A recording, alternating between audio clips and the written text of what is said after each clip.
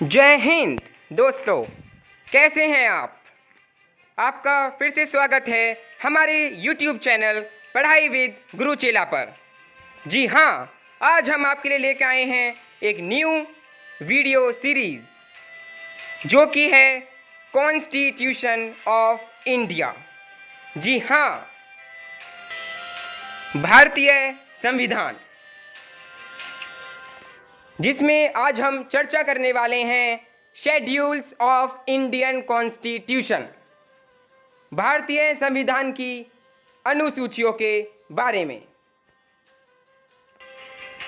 इस video lecture में हम जानेंगे कि अनुसूचियों के क्या क्या मायने हैं हमारे भारतीय संविधान के अंदर, और आखिर ये अनुसूचियाँ होती क्या हैं, शेड्यूल्स होते क्या हैं, क्यों बनाए गए हैं, और साथ ही वीडियो के अंत में हम बात करेंगे एक आसान और मज़ेदार ट्रिक की, जिससे आप इन अनुसूचियों को याद रख पाएंगे, वो भी एकदम आसानी से।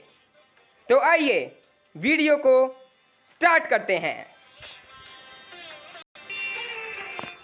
हमारे भारतीय संविधान में कुल 12 अनुसूचियां हैं, यानी कि 12 शेड्यूल्स हैं हमारे कॉन्स्टिट्यूशन ऑफ इंडिया में। आइए अब चर्चा करते हैं कि शेड्यूल्स होते क्या हैं। Schedules are list in the constitution of India that categorize and tabulate bureaucratic activities and policy of the government। तो जो शेड्यूल्स होते हैं वो एक तरीके की लिस्ट होती है हमारे कॉन्स्टिट्यूशन ऑफ इंडिया के अंदर, जिसमें कैटेगराइज और टेबुलेट होते हैं ब्यूरोक्रेटिक एक्टिविटीज़ और पॉलिसीज़ किसकी, गवर्नमेंट की। तो आइए अब चर्चा करते हैं और जानते हैं कौन सी हैं वो 12 अनुसूचियाँ, यानी कि कौन से हैं वो 12 शेड्यूल्स हमारे इंडियन कॉन्स्टिट्यूशन में। आप देख रहे होंगे अपनी स्क्रीन पर first schedule of our Indian constitution, जो कि कहता है names of the states and their territorial jurisdiction, और इसी में दूसरा पॉइंट आता है names of the union territories and their extent. जी हाँ, पहली अनुसूची कहती है कि 28 राज्यों और 8 केंद्र शासित प्रदेशों का उल्लेख करती है पहली अनुसूची। आइए बात करते हैं सेकंड शेड्यूल की, यानी कि दूसरी अनुसूची की, जो कहती है provisions relating to the emoluments, allowances, privileges and so on of the president of India, the governors of states, the speaker and the deputy speaker of the Lok Sabha, the chairman and the deputy chairman of the Rajya Sabha, the speaker and the deputy speaker of the legislative assembly in the states, the chairman and the deputy chairman of the legislative council in the states, the judges of the supreme court, the judges of the high courts and the comptroller and auditor general of India। भारतीय संविधान की दूसरी अनुसूची बताती है कि पद अधिकारियों के वेतन, भत्ते और पेंशन आदि का उल्लेख। आइए बात करते हैं थर्ड शेड्यूल की, जो कहती है फॉर्म्स ऑफ ओथ और affirmations for the union ministers, the candidates for election to the parliament, the members of parliament, the judges of the supreme court, the comptroller and auditor general of India। the state ministers, the candidates for election to the state legislature, the members of the state legislature and the judges of the high courts. जी हाँ, तीसरी अनुसूची बताती है कि पद ग्रहण के समय ली जाने वाली शपथ का उल्लेख। आइए बात करते हैं फोर्थ शेड्यूल की, जो कहती है allocation of seats in the Rajya Sabha to the states and the union territories. जी हाँ, चौथी अनुसूची बताती है कि राज्यों का राज्यसभा प्रतिनिधित्व का उल्लेख। आइए बात करते हैं fifth schedule of Indian constitution, जो बताती है provisions relating to the administration and control of scheduled areas and scheduled tribes. जी हाँ, पांचवी अनुसूची बताती है अनुसूचित क्षेत्रों और अनुसूचित जनजाति के प्रशासन और नियंत्रण के बारे में उल्लेख। आइए बात करते हैं sixth schedule of Indian constitution की। ये कहती है provisions relating to the administration of tribal areas in the states of Assam, Meghalaya, Tripura and Mizoram. जी हाँ, छठी अनुसूची कहती है असम, मेघालय, त्रिपुरा और मिजोरम के जनजाति का उल्लेख। Seventh schedule of Indian constitution बताता है कि division of powers between the union and the states in term of list. First, that is union list, list second, that is state list, and list third, that is concurrent list. Presently the union list contains 100 subjects, originally 97.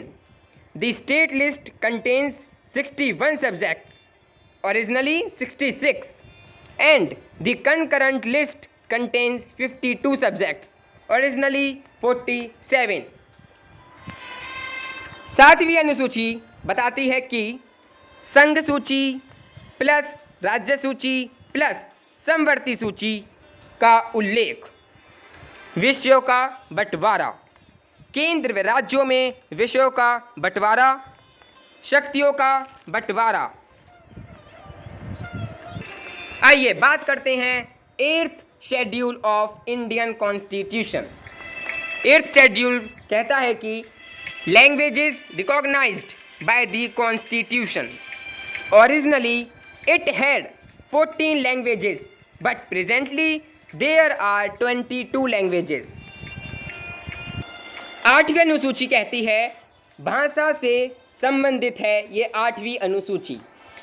मूल संविधान में भाषा 14 और वर्तमान में 22 अंग्रेजी भाषा शामिल नहीं है। बोडो, डोगरी, मैथिली, संथाली नई भाषाओं को जोड़ा गया। आइए बात करते हैं ninth schedule of Indian constitution की, जो कहता है acts and regulations, originally 13 but presently 282 of the state legislatures dealing with land reforms and abolition of the zamindari system and of the parliament dealing with other matters.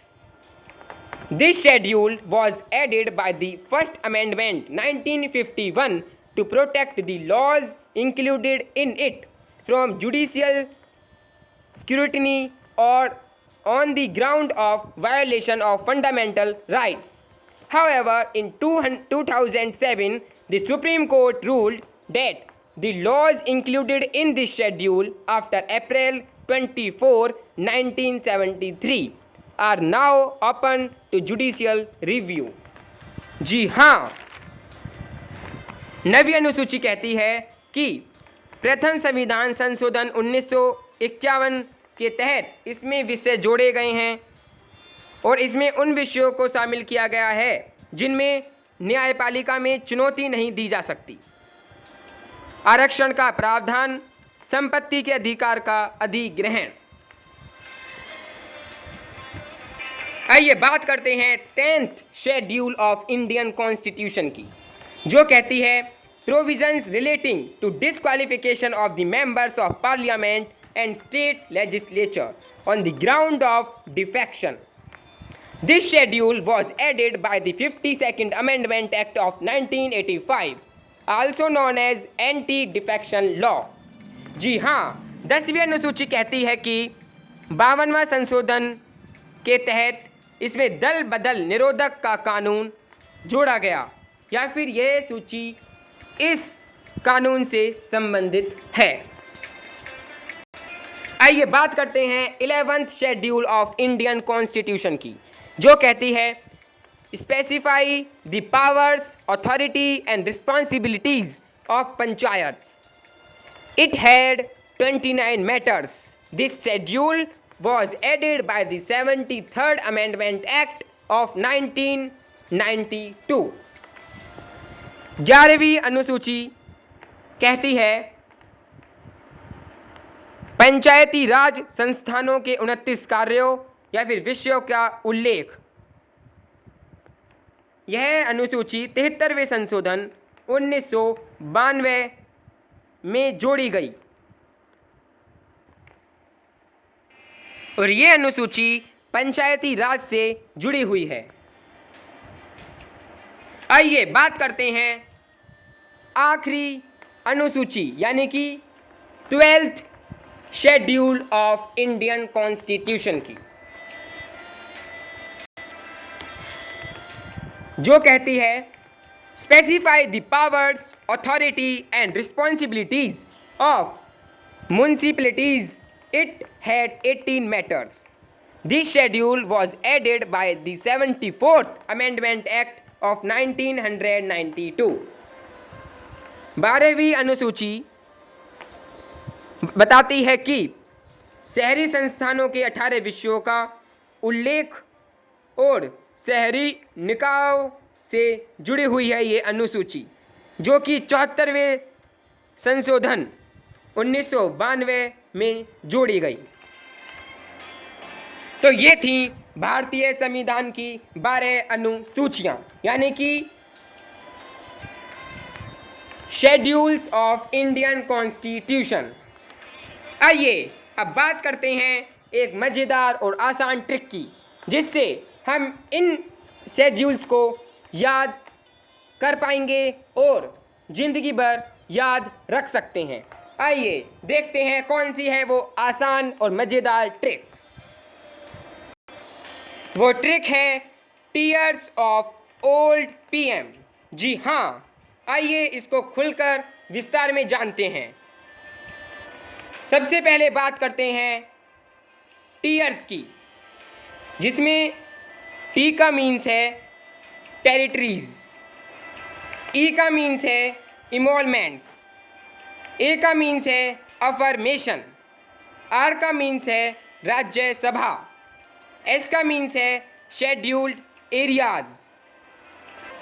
बात करते हैं of की, जिसमें ओ का मीन्स है अदर शेड्यूल्ड एरियाज और F का means है फेडरल स्ट्रक्चर. आइए बात करते हैं ओल्ड की, जिसमें ओ का मीन्स है ऑफिशियल लैंग्वेजेस और एल का मीन्स है लैंड रिफॉर्मर्स या फिर लैंड रिफॉर्म्स और डी का मीन्स है डिफेक्शन.